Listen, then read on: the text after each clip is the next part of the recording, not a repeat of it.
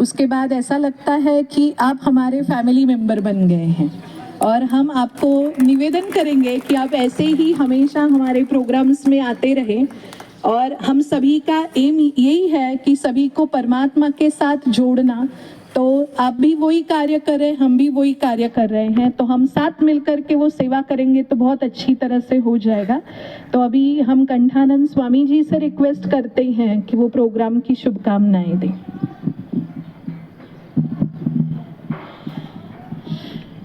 श्री गुरुभ्यो नमः। हरि ओम। गणानां त्वा गणपतिगं हवामहे कविं कवीनामुपमश्रवस्तमं ज्येष्ठराजं ब्रह्मणां ब्रह्मणस्पत आनशृण्वन्नोतिभिः सीदसादनं महागणपतये नमः। ओम सहना भवतु सहनौ भुनक्तु सह वीर्यं करवावहै तेजस्विनावधीतमस्तु मा विद्विषावहै। ओम शांति शांति शांतिः।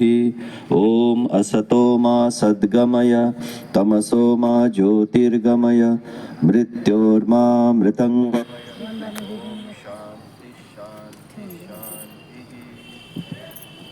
ओम। इथे उपस्थित असलेले समस्त भारतपुत्र व भारतकन्या, शिवपुत्र व शिवकन्या, मी या गोष्टीचं वारंवार स्मरण करून देत असतो की स्वतःचा जो परिचय आहे तो फार व्यापक असावा। परिचय जर संकुचित असला तर जीवन संकुचित होतं, परिचय जर व्यापक असला तर जीवन व्यापक होतं। आणि आपण इथे बसलेले सर्व शिवपुत्र शिवकन्या खूप भाग्यवान आहोत, पण हे भाग्य केवळ स्वतःपुरतं मर्यादित ठेवायचं नाही। नाशिकला तुमच्या भाग्याची, तुमच्या पवित्रतेची खूप गरज आहे। मी प्रत्येकाला सांगत असतो की मला ऐकायचं असेल तर बुद्धीने ऐकून काहीच कळणार नाही, हृदयाने ऐकावं लागेल। नाशिक जे आहे तुम्हाला कळत नसेल, एका ज्वालामुखीवर बसलेला आहे। कदाचित काल गंगापूर रोडला तिथे मी याचा उल्लेख केला असेल। मी अनेक लोकांच्या संपर्कात असतो, अगदी झोपडपट्टीपासून तर 5 स्टार हॉटेलपर्यंत सर्वांच्या संपर्कात असतो। एकच तळमळ आहे की माझं जे नाशिक आहे ते समर्थ नाशिक असावं, सक्षम नाशिक असावं, संपन्न नाशिक असावं, समृद्ध नाशिक असावं, सेवापरायण नाशिक असावं, सद्गुणी नाशिक असावं, स्वच्छ नाशिक असावं। आणि त्यासाठी प्रत्येकाची फार आवश्यकता आहे। भारतीय अध्यात्म किंवा अध्यात्म आणि धर्म आणि लोकशाही हे समानार्थी शब्द आहे। लोकशाहीचा अर्थ होतो लोककल्याण आणि अध्यात्माचा अर्थ आहे लोककल्याण, धर्माचा अर्थ आहे लोककल्याण। परोपकारस्तु पुण्याय पापाय परपीडनम। परोपकार काय आहे? दुसऱ्याचा परोपकार करणं म्हणजे पुण्य आणि दुसऱ्याला त्रास देणं म्हणजे पाप आहे। तर जसं मी म्हणालो की प्रत्येक व्यक्तीची गरज आहे। आपण भारतपुत्र आहोत, आपण भारतकन्या आहोत आणि भारताला पवित्र लोकांची फार फार गरज आहे। आणि ज्यावेळेस सज्जन लोक निष्क्रिय असतात तर दुर्जन लोक सक्रिय होतात। त्यामुळे सज्जनांची निष्क्रियता व सज्जनांचं मौन हे दुर्जनांसाठी शक्तिवर्धक टॉनिकचं काम करत असतं। त्यामुळे प्रत्येक सज्जनाला योद्धा म्हणजे काही तलवारी घेऊन बाहेर पडायचा अशातला भाग नाहीये। तुमच्या चेहऱ्यावरचं जे तेज आहे ते दुसऱ्यांच्या जीवनाला प्रकाशित करणारं असावं। मी बऱ्याच ठिकाणी जात असतो, वेगवेगळे कॉलेजेस आहेत, इंडस्ट्री आहे, क्लब्स आहेत, मला कोणीच फरक वाटत नाही। माझ्यासाठी एकच क्वालिफिकेशन पुरेसं असतं, एकच योग्यता पुरेशी असते की ती म्हणजे तुम्ही भारतीय आहात। याच्यापेक्षा मला जास्त काही वेगळ्या परिचयाची गरज नसते। जाती, धर्म, संप्रदाय, भाषा, प्रदेश, पंथ, पक्ष याच्याशी मला काहीही कर्तव्य नसतं।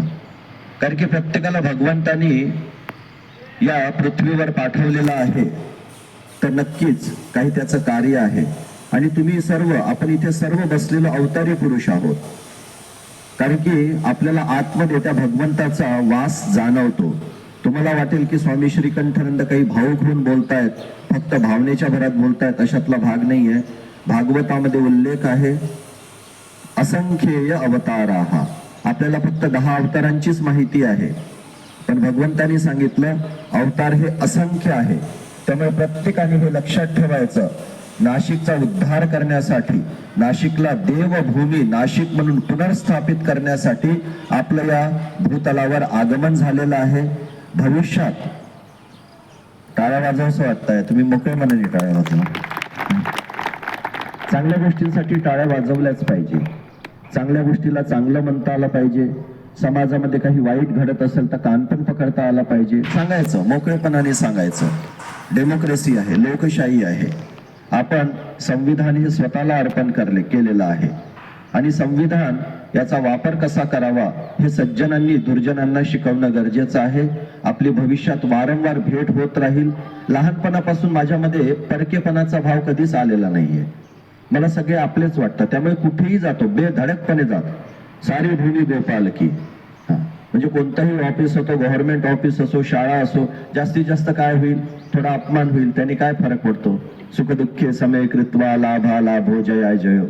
आणि मला मनुष्याशिवाय दुसरं काही दिसत नाही आणि मनुष्याच्या आतमधला परमात्मा. मला कोणी कमिशनर दिसत नाही, गव्हर्नमेंट ऑफिसर दिसत नाही, कोणी मंत्री दिसत नाही. मला फक्त एक शरीर दिसतं आणि त्या शरीरामध्ये ती ज्योत दिसते.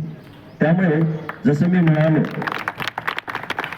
की तुम्ही खूप पवित्र आहात, खूप पवित्र आहात, पण तुमची जी पवित्रता आहे, आपली जी पवित्रता आहे, केवळ स्वतःपुरती मर्यादित ठेवू नका.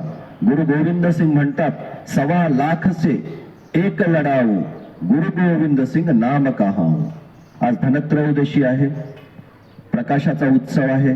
हा जो प्रकाश आहे पूर्ण नाशिक व्यापी झाला पाहिजे आणि जगासमोर नाशिक हे उत्कृष्ट उदाहरण म्हणून उभं राहायला पाहिजे. आणि नाशिकचा प्रकाश, देवभूमी नाशिकचा प्रकाश पूर्ण जगामध्ये पसरला पाहिजे. अयोध्येनंतर नाशिकचं नाव येतं आणि नाशिक हे शहर महाराष्ट्राची काशी आहे.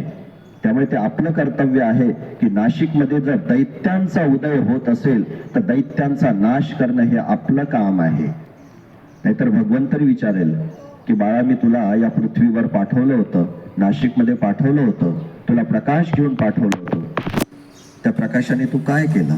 तो प्रकाश इतरांपर्यंत पोहोचवला काय? तर हा जो शिवतत्वाचा जो प्रकाश आहे, कल्याण तत्वाचा जो प्रकाश आहे, जास्तीत जास्त लोकांपर्यंत पोहोचवावा हे आपलं कर्तव्य आहे, आपला तो धर्म आहे आणि तीच आपली दीक्षा आहे. एकच दीक्षा आहे, नाशिक कल्याण दीक्षा, नाशिक सेवा दीक्षा, नाशिक प्रेम दीक्षा, नाशिक भक्ती दीक्षा. मला खूप म्हणजे भयंकर त्रास होतो आहे, कारण की जसं मी म्हणालो की एक प्रिन्सिपल मला सांगतात की स्वामीजी, माझ्या कॉलेजमधले 7,000 मुलं ड्रग ॲडिक्ट आहे. भयंकर त्रास होतो मला. रात्रभर झोप येत नाही की काय होणार आपल्या येणाऱ्या पिढीचं. आणि हे एकाचं काम नाही, स्वामी श्रीकंठानंदाचं काम नाही. आणि मला दीदीने जसा माझा उल्लेख केला की आपल्याच परिवारातले वाटतात, मला अगोदरही मी तुमच्याच परिवाराचा वाटायचो, फक्त तुमच्यातर्फे तुम्ही आता व्यक्त केलं. मी जाणार कुठे? तुमच्याकडे नाही येणार तर आणखी कुठे जाणार आहे? दैत्यांकडे तर जाऊ शकत नाही, तर देवांकडेच जाणार. तुम्ही सगळे देवतुल्य आहात. देवतुल्य नाही, तुम्ही देवच आहात. शिवपुत्र हा शिवच असतो, शिवकन्या ही शिवच असते. ओम शांती शांती शांती.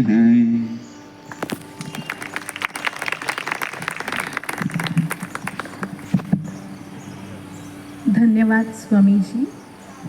जैसा आपने कहा कि आपको परायापन कहाँ पे भी जाने के बाद फील नहीं होता है, आपको लगता है कि सभी आपके ही है. तो ब्रह्मा कुमारी संस्था का सबसे पहला टीचिंग ही यही है कि हम सभी आत्माएं हैं और हम सभी आत्माएं भाई भाई है. तो जैसे ही हम पहले दिन ब्रह्मा कुमारी संस्था से जुड़े तो हमें पता चला कि जैसे मराठी में कहते हैं वसुधैव कुटुंबकम, मतलब पूरी विश्व ही हमारे परिवार जैसा है. तो जिस दिन हमें ये पता चला तो ऑटोमेटिकली देखने का नज़रिया और हमारे कर्तव्य जो है वो बदल जाते हैं. तो आपने बहुत प्रेरणादायक बोल से हमें लाभान्वित किया, उसके लिए आपका बहुत बहुत धन्यवाद. अभी हम सभी के बीच में अर्चना ताई थोरात है, आपके लिए भी हम यही कहेंगे कि भले आप इस एरिया के नगर सेवक रहे हैं, 2 टर्म आपने कंप्लीट किए हैं और आगे भी आप रहेंगे ही हमारे साथ, लेकिन हमें कभी ऐसा नहीं लगता है कि आप नगर सेवक हैं। हमें ऐसा लगता है हमेशा कि आप हमारी फैमिली मेम्बर ही है, क्योंकि जब भी हम आपको बुलाते हैं तो हमारे एकदम शॉर्ट नोटिस पर भी आप पहला ही आपका रहता है। जैसे बाबा भगवान हम सभी को कहते हैं कि हाजी का पाठ पक्का होना चाहिए, तो आपको हमने देखा कि आप हमेशा हाजी करते रहते हैं, तो उससे एक्स्ट्रा दुआएं आपको हमेशा मिलती ही है। तो आपसे भी हम शुभकामनाएं सुनेंगे।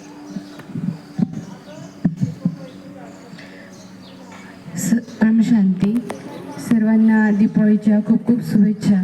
आणि आत्ताच महाराजांनी खूप सुंदर असं सांगितलं. खरोखर प्रत्येक व्यक्तीने असं स्वतःला जर बदलवलं, म्हणजे इथे आलेले आत्मा तर सगळे महाराज बदललेलेच आहे, पण आपल्याबरोबर 10 लोक जरी प्रत्येकाने बदलले तर खरोखर आपलं नाशिक खरोखर सुंदर होईल. आणि जे जर चांगल्या सहवासात राहतं तेव्हाच ते चांगलं होण्यासाठी मदत होईल. तर पुन्हा एकदा सर्वांना मी या गोष्टीच्या शुभेच्छा देते, दीपावलीच्या शुभेच्छा देते आणि थांबते. ते इतके ध्येयाने पछाडलेले आहेत. मी त्यांचा अनेक दिवसापासून अभ्यास करतो. ते नाशिक महानगरपालिकेमध्ये विविध कामासाठी येतात, कमिशनर ऑफिसमध्ये येतात, त्यांची माझी भेट होत असते. मी त्यांचं निरीक्षण करतो. ते सगळ्या ब्रह्मकुमारीजला इतकं आपलेसे करून देतात. विविध विभागामध्ये, विविध क्षेत्रामध्ये, भागामध्ये आपल्या संस्थेचा कुठलाही कार्यक्रम असला त्यांची उपस्थिती असते. ती कुठलाही मान सन्मान काही बघत नाही. अशा स्वामीजींच्या सहकार्यातून आपण ह्या परिसरामध्ये, द्वारका परिसरामध्ये आगामी सिंहस्थ कुंभमेळ्यामध्ये त्यांच्या सहयोगाने, त्यांच्या खांद्याला खांदा लावून या विश्व परिवर्तनासाठी आपण अहोरात्र झडू. प्रजापिता ब्रह्मकुमारी ईश्वरी विश्वविद्यालयाचे सगळे सेवाधारी, सगळे भाऊ बहीण तुम्ही सांगाल त्यावेळेस विश्व कार्यासाठी हजर राहतील. आपण आमच्या समवेत विविध कार्यक्रमाचं, चांगल्या कार्यक्रमाचं आयोजन संयुक्तपणे करा. नाशिक महानगरपालिकेच्या वतीनेही आपल्याला जे काही शक्य होईल, नियमात बसेल, कायद्याच्या चौकटीत बसेल, हे सगळं काही आम्ही तुम्हाला सहकार्य करू. कालच स्वामीजींनी गंगेवरती इतका अतिशय अप्रतिम कार्यक्रम घेतला दीपावलीचा, दीपोत्सवाचा. काही अपरिहार्य कारणास्तव आपल्याला येता आलं नाही. पुनश्च तुम्ही एखादा चांगला कार्यक्रम त्र्यंबकेश्वरमध्ये आयोजित करा. आमचे सगळे ब्रह्मकुमारी भाऊ बहीण सगळे आपल्या कार्यक्रमाला उपस्थित राहतील. आपणही सहकार्य द्या. या चांगल्या वास्तूमध्ये आपण वेळोवेळी येत जा, आम्हाला मार्गदर्शन करा. ओम शांती. ओम शांती. उल्लेख करायचा राहिला काल, म्हणजे कशी ईश्वरीय शक्ती काम करत असते याचा मला अनुभव पदोपदी येत असतो. मी कलेक्टर ऑफिसमध्ये होतो. कलेक्टरांना गोदा दीपोत्सवाचं निमंत्रण देण्यासाठी, तर मला मेहर सिग्नलच्या ऑफिसमधून फोन आला. आमचा कोणताही कार्यक्रम, दैवी कार्यक्रम न तो डेव्हलप होत जातो.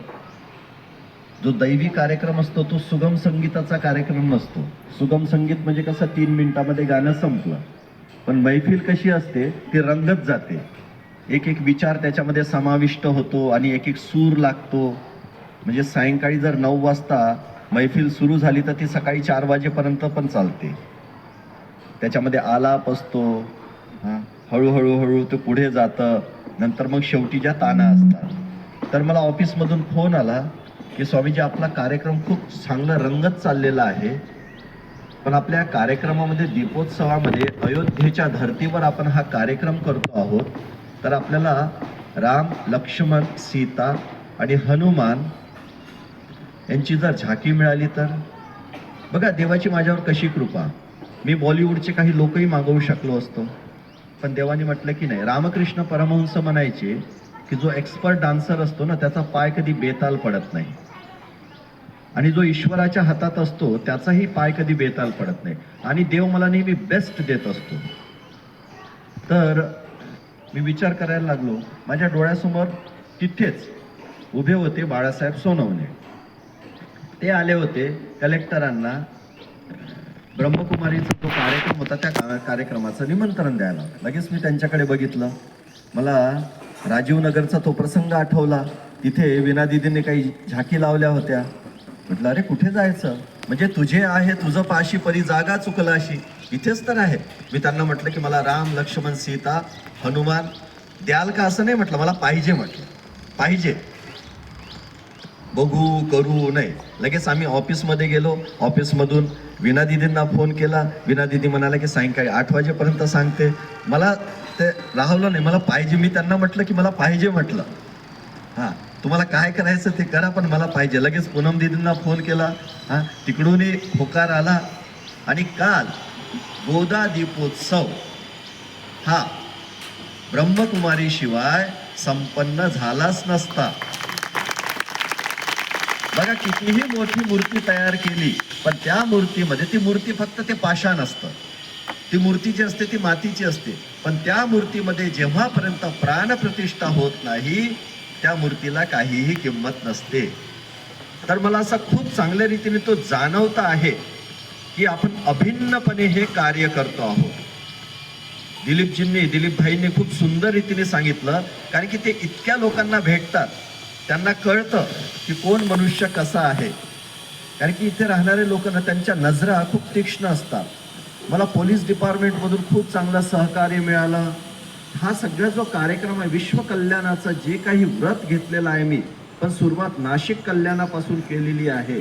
याच्यामध्ये आपण अभिन्नतेच्या भूमिकेमध्ये आहोत, अद्वैताच्या भूमिकेमध्ये आहोत. तर वीणा दीदींचं आणि सर्व दीदींचं खूप खूप आभार. आता आभार मानणं गरजेचं नाही आहे, कारण की ते आपले आहेत, पण एक कृतज्ञता व्यक्त करतो. आणि भविष्यात सुद्धा या नाशिकमध्ये देवभूमी नाशिक पुनर्स्थापित करण्यासाठी आपण सर्व मिळून कार्य करूया. अभिन्नतेच्या भावनेने अद्वैताच्या भूमिकेतून कार्य करूया. ओम शांती.